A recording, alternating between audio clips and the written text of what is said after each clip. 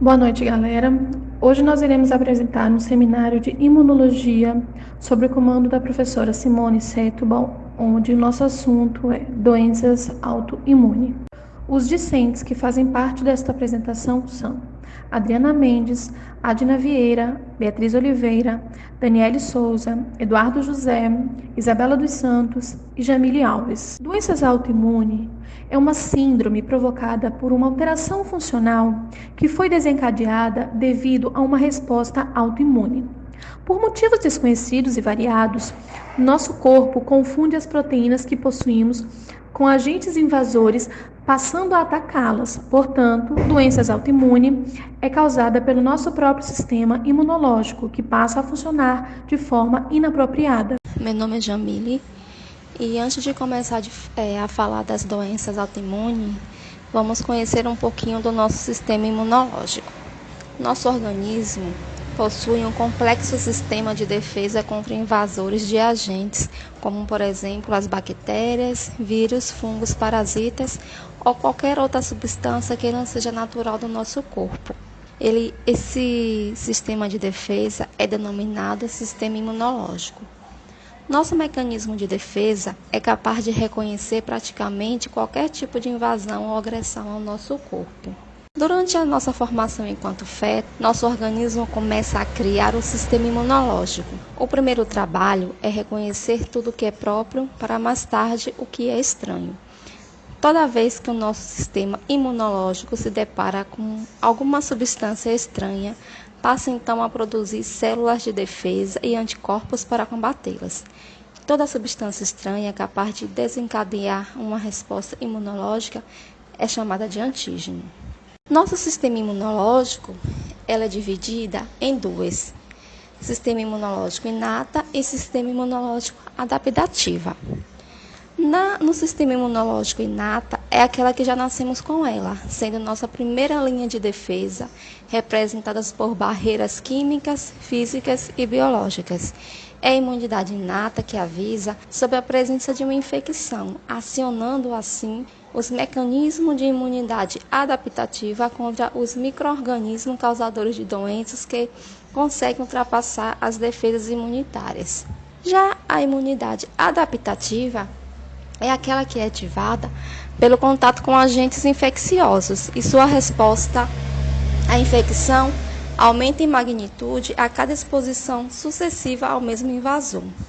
A resposta imune adquirida é mediada pelos linfócitos B e T. Apresentam uma série de propriedades que administram respostas destes.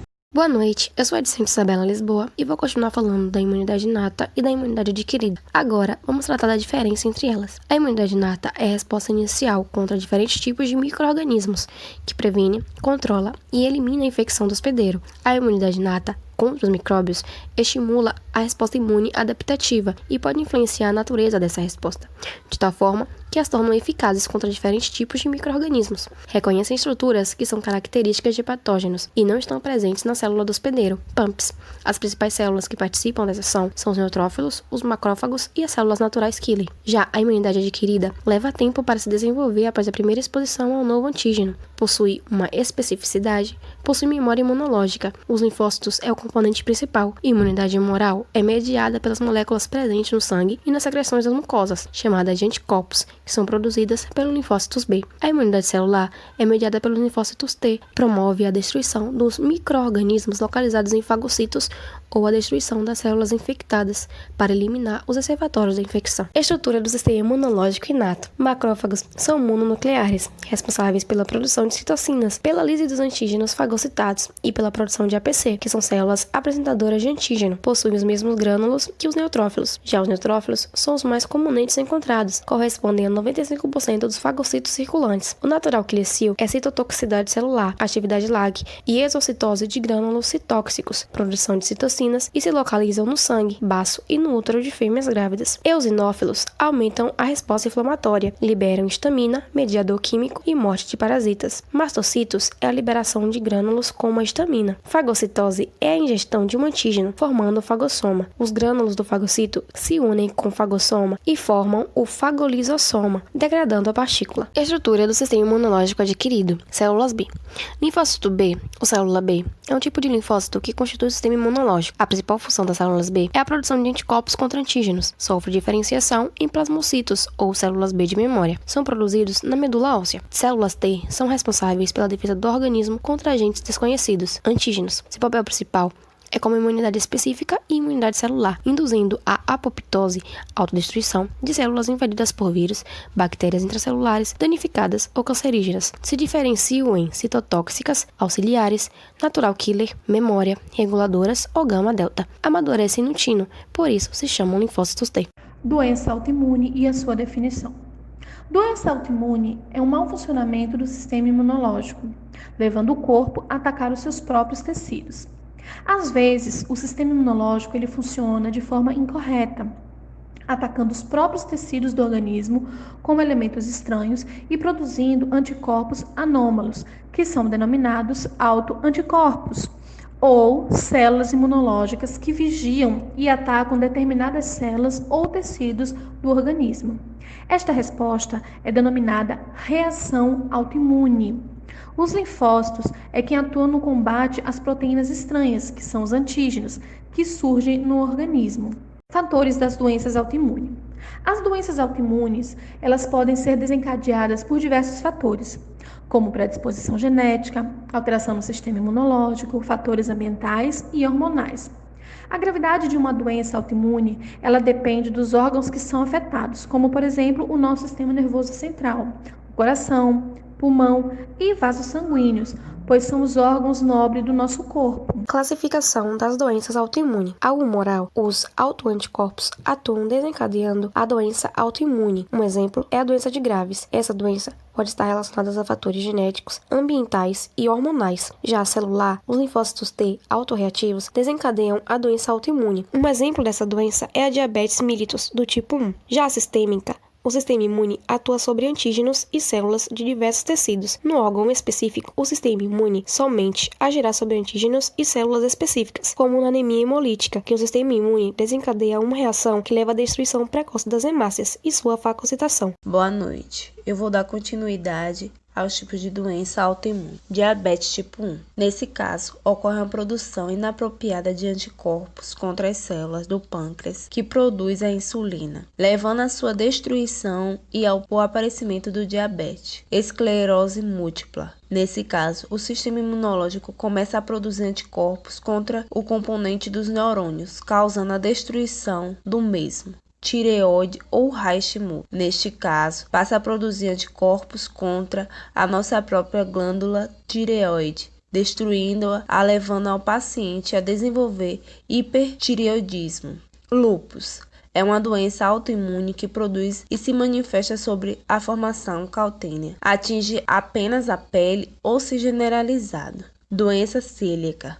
Reação imunológica à ingestão de glúten, uma proteína encontrada no trigo e na cevada. Síndrome de Sjögren é um distúrbio do sistema imunológico caracterizado por olhos secos e boca seca. Nessa doença, o sistema imunológico do corpo ataca sua própria célula saudável, que produz salivas e lágrimas. Esclerose autoimune, em que esse sistema imunológico agride a bainha de mielina que recobre os neurônios, comprometendo a função do sistema nervoso. Esclerose múltipla é uma doença inflamatória, crônica e provavelmente autoimune. Vasculite é o nome que se dá ao grupo de inúmeras doenças diferentes que têm em comum a inflamação da parede do vaso sanguíneo, seja artérias ou veias de pequenos e médios ou grande calibre. Os sintomas da doença autoimune podem apresentar alguns sinais inespecíficos, como cansaço, febre baixa, desânimo, emagrecimento e mal-estar. Devemos salientar que o quadro clínico de cada doença autoimune é muito diferente. Cada doença autoimune ataca um órgão específico de forma distinta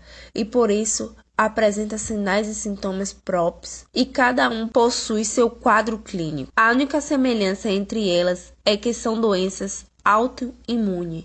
Boa noite, me chamo Adna Reis. Vou estar dando seguimento ao nosso seminário que fala sobre doenças autoimunes. Eu vou estar falando sobre os tópicos, as causas, o diagnóstico e o tratamento. Então, a causa. Como se inicia a causa dessas doenças autoimunes? Uma substância normal do organismo, ela pode sofrer uma alteração, essa alteração pode ser provocada por um vírus, por um fármaco, pela luz solar ou pela radiação. Essa substância alterada é estranha para o sistema imunológico.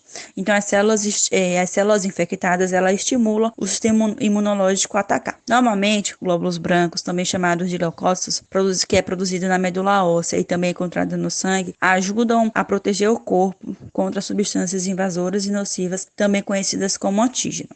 O diagnóstico. Como é feito o diagnóstico? Normalmente, o diagnóstico é feito por um exame físico e uma série de perguntas sobre o histórico médico do paciente e sobre o histórico médico dos seus familiares. Depois dessa entrevista, o médico solicita a realização de alguns exames. Esses exames ele pode variar de doença para doença. O exame mais comum é o exame de anticorpo e o exame de hemograma.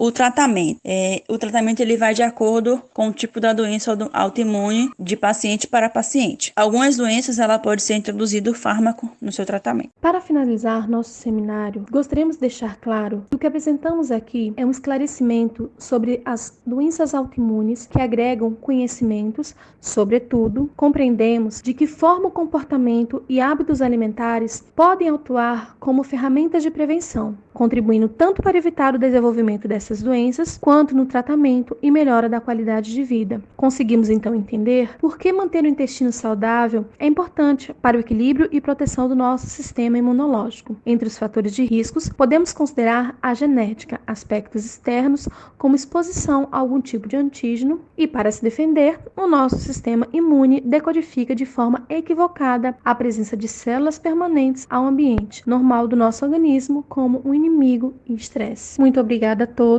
e tenham uma boa noite.